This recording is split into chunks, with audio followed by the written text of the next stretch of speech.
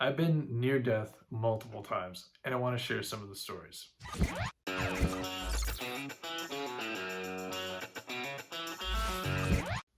Hey, I'm Dave Swartz, and welcome to another dose of Dave. So, today we're talking about my near death experience stories, which I actually have a few. And I thought about this topic over the weekend because I was told that I should express more of who I am and tell more of my story. And in the first Dose of Dave episode, I talked a lot about my career, but I didn't really talk about my experience as a person. And one of the pretty, I would say, non usual things about me is that I have had three instances in my life where I could have died. And I think about that almost every day, especially the first one, because of just the timing of it all with technology and the time period I was born in. It's pretty amazing to really reflect on. So I want to talk about those stories. I want to also, share some insight that I have now that I've gone through those experiences and kind of looking back on it. And one kind of very interesting correlation that they all share.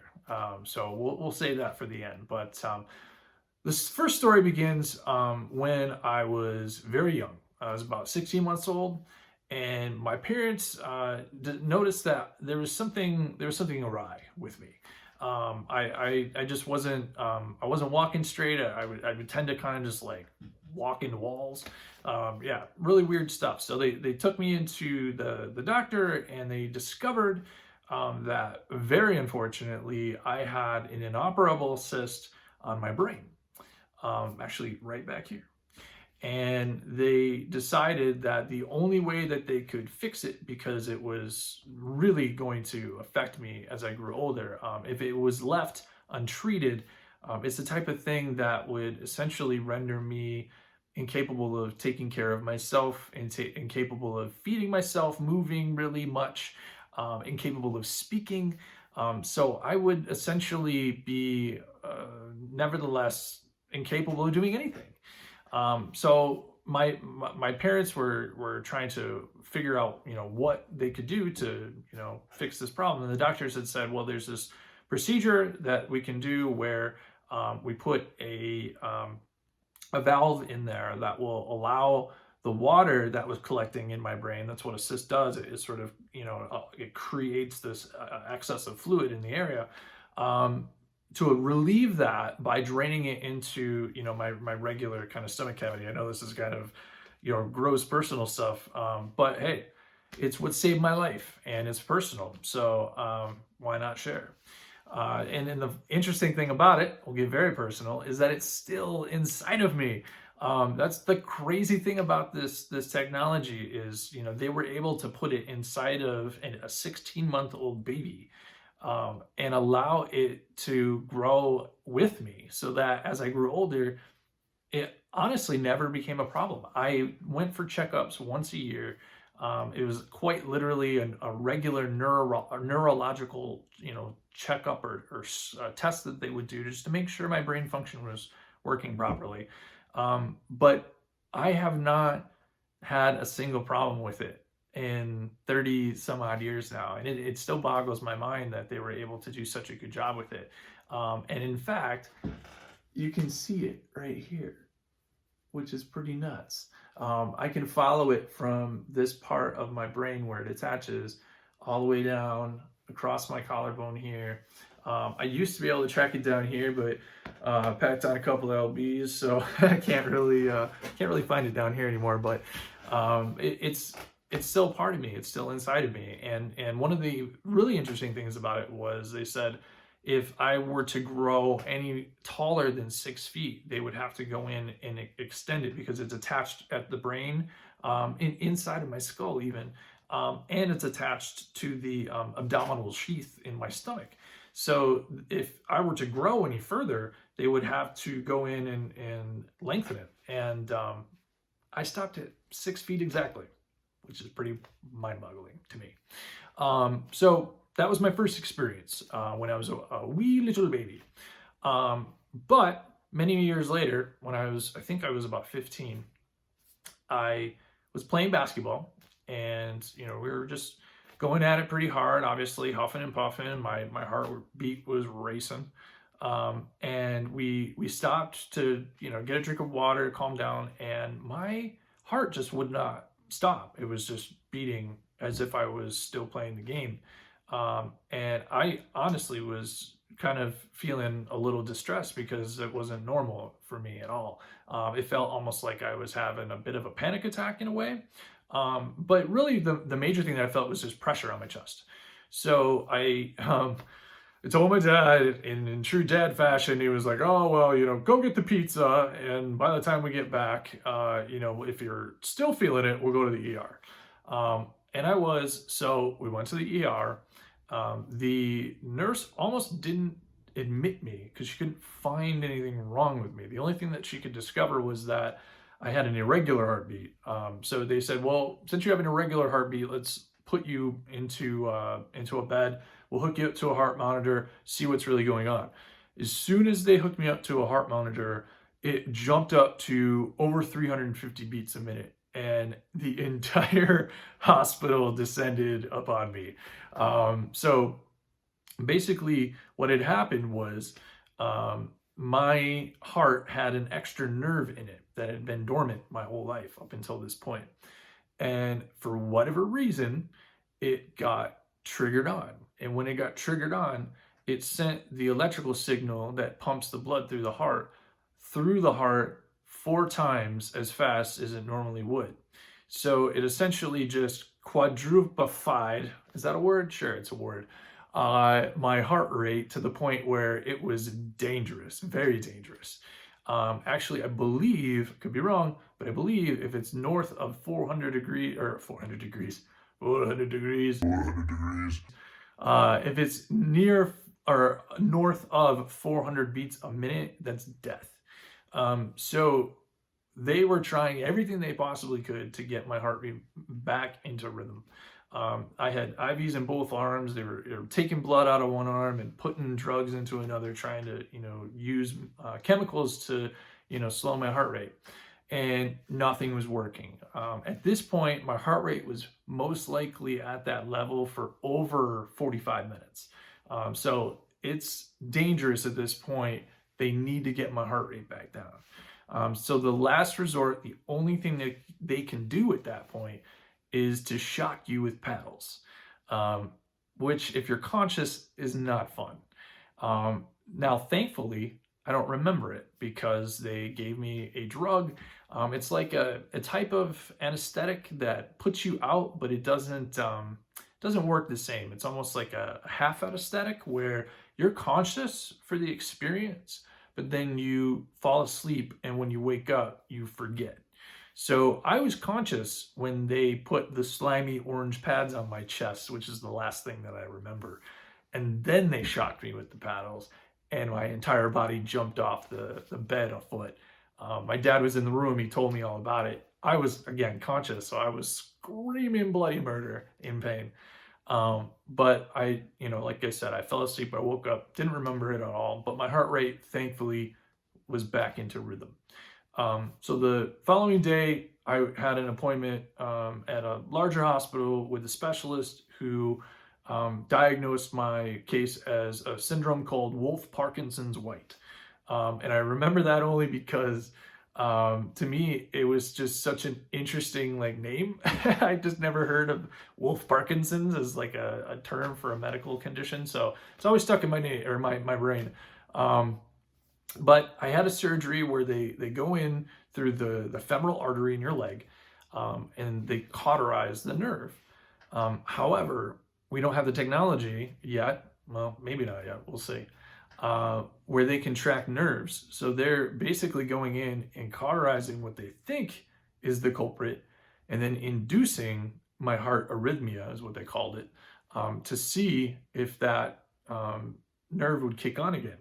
And they had to do that 49 times until they found the correct one. And I believe that was 6 hours of being on the table. And when I came out of it, they discovered that they had pinched another nerve in my arm, which caused my left arm to go numb. So just a super fun experience on that near-death experience, because it went from a near-death experience with my heart to having to deal with the fact that I may never use my left arm again. But thankfully that came back. So now the third story is not as unique, I would say. It's more general. A lot of people have had this happen to them, where you have an appendix scare and you need your appendix removed. So a lot of people may not call it a near-death experience. I consider it a near-death experience, and I consider it that only because of my perspective on the first one. So when it comes to my first near-death experience, I was only able to get this tube valve solution that, like I have explained, has been perfect my whole life thus far, has allowed me to live a pretty amazing life up until this point, and I'm sure will continue. But without that technology, if I hadn't been born in the decade that I had been born in, hell, if I had been born in just maybe 10 or 15 years earlier, I don't think I would have had that saving technology. I wouldn't have had the ability to live the life that I live now. I probably would have been with all due respect, in an insane asylum, because that's what they did to a lot of cases that they didn't understand. They kind of just put them away and forgot about them. And that could have been me. It absolutely could have been me, if not for the time period that I was born in. And if not for the time period that a lot of us are born in, we would all die as well from our little appendix scare. So again, the perspective that a lot of these near-death experiences has given me is that of, I think, understanding that my life is precious and that everything about my life should equally be as precious, and I should carry on through my day reminding myself that I could be living and experiencing a very, very different life if not for some pretty amazing technology. So when I talk about a near-death experience, I'm not talking about, some amazing heavenly type place that I went to and met some amazing angel or angelic type beings. I kind of wish I would have, to be honest with you. I've looked into a lot of that stuff and it's amazing. But it hasn't been for me so far. For me, it's been a bit more personal, retrospective. It's, again, giving me pause throughout my day to really reflect on the things in my life that has allowed me to continue to live my life. Because sometimes we forget about that. A lot of us do. And in times when things are tough, things don't seem like they're going the right direction, I think that is the time that we need to remember how fragile life really is and how close death might be around the corner. And we should be inspired by that. We shouldn't take that for granted. That should be something that fills us with passion. And the last thing that I want to mention before I end this video is the connection between all three of these experiences. If you haven't figured it out already, the first experience was my brain. The second experience was my heart. And the third and last experience was my gut. And the brain, the heart, the gut are very, very closely connected within our chakra system, within our spiritual system, within our physical system, between the brain, the heart, and the digestive system. That's what keeps us alive. That is us. That is the essence of who we are. And I have had scares on all three levels. And within that, it is another reminder that there is brain cells within this part of me, within this part of me, and within this part of me. So that's a reminder that I am everything. My body is all of me. Just because it may be the brain or the heart and you think to yourself, wow, like those things are really fragile and without them you would die. Yes, that's true. But there's also other parts of your body that are very fragile and other things that can go wrong in your life that may seem a little bit mundane, like a simple appendix removal. But at the end of the day, without that technology and without the expertise of some pretty amazing, talented, smart people, you may not be able to live past that little appendix scare. So all I'm saying at the end of this video is we should be able to hold those experiences as a useful thing, not as a scary thing, not as something that you reflect upon and feel fear and anxiety for the future of the inevitable death to come, but as a reminder that every moment that you have living is precious, and you should experience life in that way, not through fear, but through love for yourself, and through that, love for the all. And that's all I got for today. So hope you guys enjoyed my stories about my near-death experiences. I honestly hope that I don't have any more, but who knows? I'm open to every experience that comes to me, because I understand that things come for me, they don't come to me. I need to always greet life, no matter what comes at me, in the same way. And that way we can stay focused on what we truly want and not get distracted by things that really don't matter in the long run. All right, guys, that's all I got for this episode of Dose of Dave. As always, you can find me on Facebook, Twitter, YouTube, and Instagram. Don't forget to follow me and subscribe in order to be up to date with new Dose of Dave episodes, all of my artwork and stories that I've been putting out. And you can also check in on my Patreon, where I'm completing my next story, Confederate Monster, page by page. So check that out at patreon.com/Dave Swartz art. All right, guys. As always, we're going to end this video with a little bit of dancing. So just, shake off that energy and let's cultivate some new supportive energy for ourselves going into this week. All right? Take care.